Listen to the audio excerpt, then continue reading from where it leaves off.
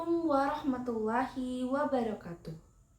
Halo semuanya, perkenalkan nama saya Alifatul Umu Amanah dari program studi Pendidikan Agama Islam kelas 6C dengan NIM 123010073.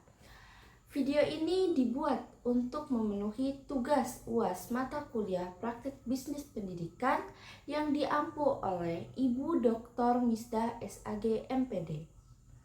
Saya sangat bersyukur karena diberikan kesempatan untuk membuat video ini dan menjawab pertanyaan-pertanyaan yang telah diberikan pada tugas UAS mata kuliah praktik bisnis pendidikan. Saya juga mengucapkan terima kasih kepada Ibu Dr. Misdah SAG MPD selaku dosen pengampu serta semua pihak yang telah membantu. Pada video ini terdapat 3 pertanyaan yang akan saya uraikan dan saya jawab semaksimal mungkin.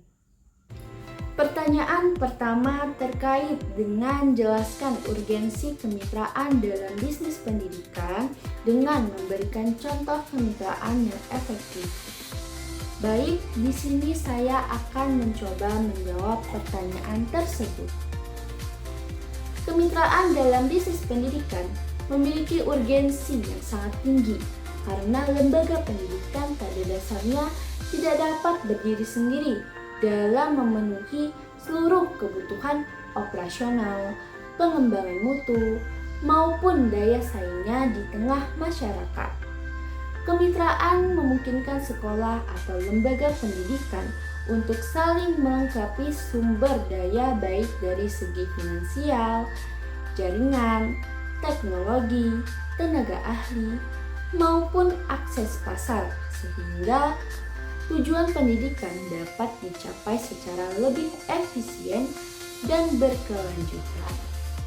Melalui kemitraan, sekolah dapat memperoleh dukungan berupa beasiswa, pelatihan guru, penyediaan sarana prasarana, hingga peluang magang dan penyaluran lulusan yang berkontribusi pada peningkatan kualitas layanan pendidikan sekaligus memperkuat posisi tawar lembaga tersebut di hadapan masyarakat.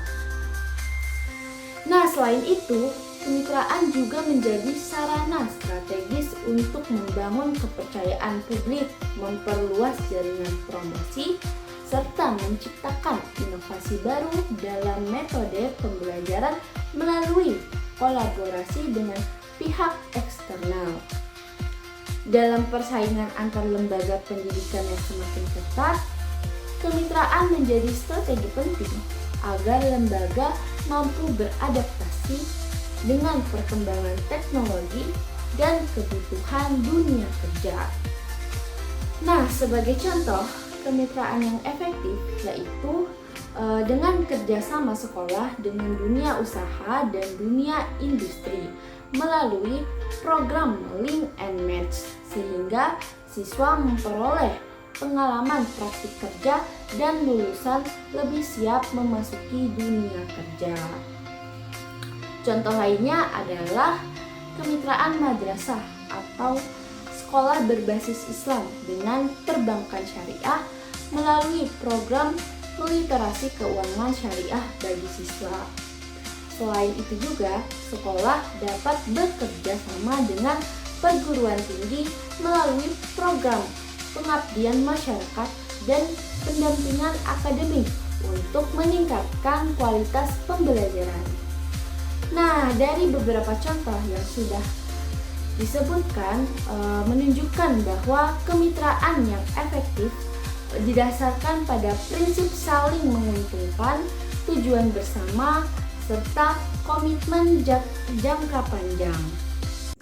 Selanjutnya, pertanyaan yang kedua. Jelaskan seberapa besar pengaruh kepemimpinan strategis dalam keberhasilan praktek bisnis pendidikan di sekolah. Baik, di sini saya akan mencoba menjawab pertanyaan tersebut. Kepemimpinan strategis memiliki pengaruh yang sangat besar terhadap keberhasilan praktik bisnis pendidikan di sekolah.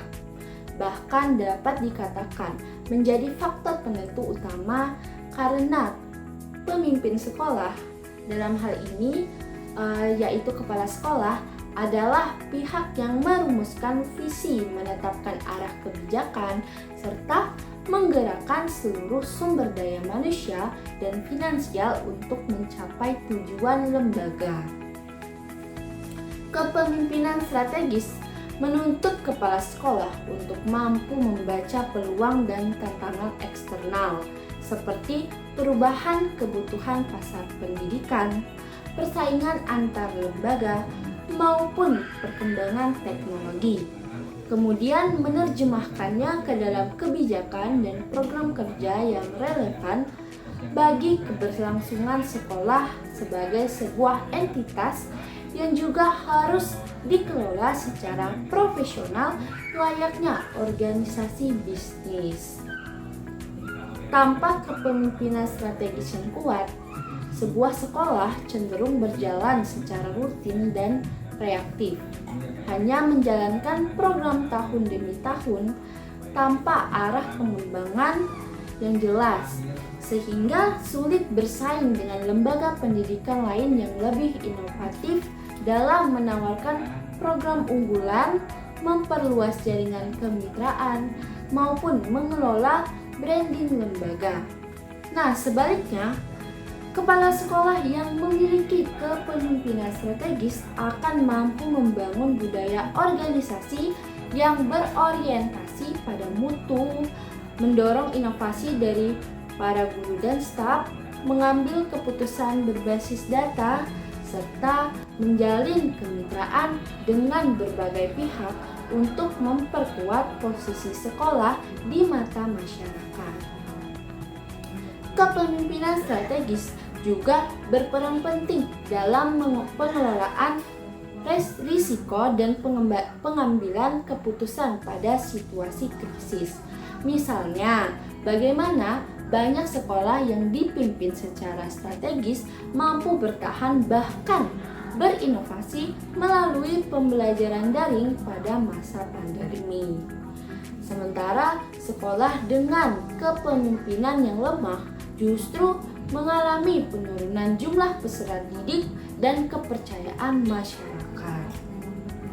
Dengan demikian, dapat disimpulkan bahwa pengaruh kepemimpinan strategis terhadap keberhasilan bisnis pendidikan di sekolah sangatlah besar, karena kepemimpinan inilah yang menentukan arah, visi, efektivitas pengelolaan sumber daya, keberanian dan berinovasi, serta kemampuan sekolah dalam membangun kemitraan dan daya saing jangka panjang di tengah dinamika kebutuhan pendidikan masyarakat.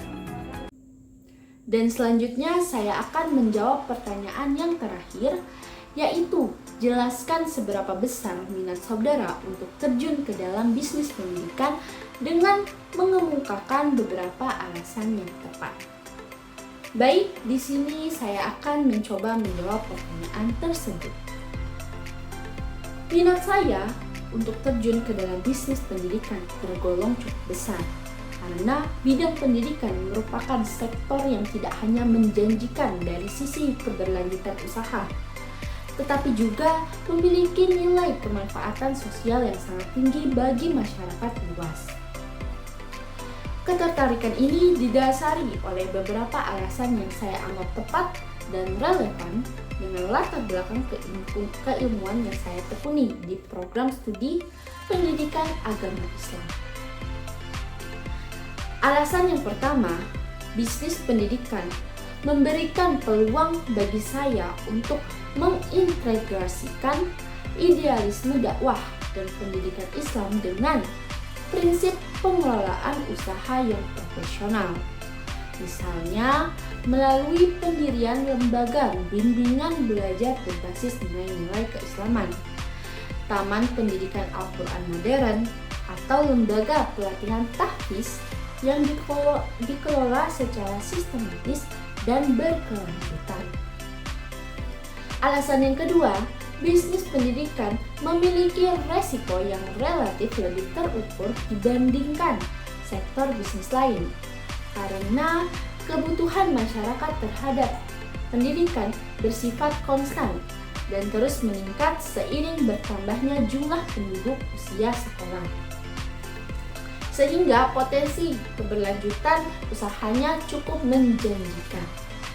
Alasan yang ketiga, terjun ke dalam bisnis pendidikan memberikan ruang bagi saya untuk berkontribusi langsung dalam mencerdaskan dan membina akhlak generasi muda, sehingga usaha yang dijalankan tidak semata berorientasi pada keuntungan materi, tetapi juga menjadi ladang amal jariah yang pahalanya terus mengalir.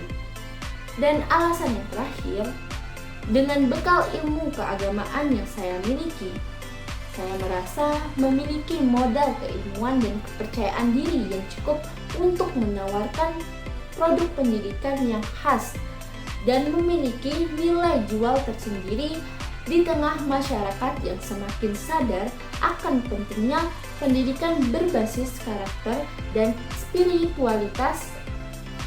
Atas dasar alasan-alasan saya tersebut, saya menilai bisnis pendidikan bukan hanya peluang usaha yang rasional secara ekonomi, tetapi juga sarana aktualisasi diri yang sejalan dengan panggilan profesi dan nilai-nilai yang saya yakini.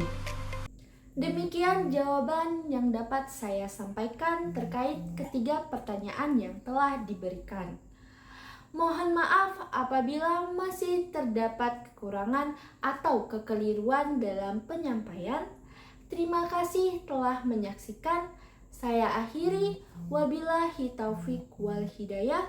Wassalamualaikum warahmatullahi wabarakatuh.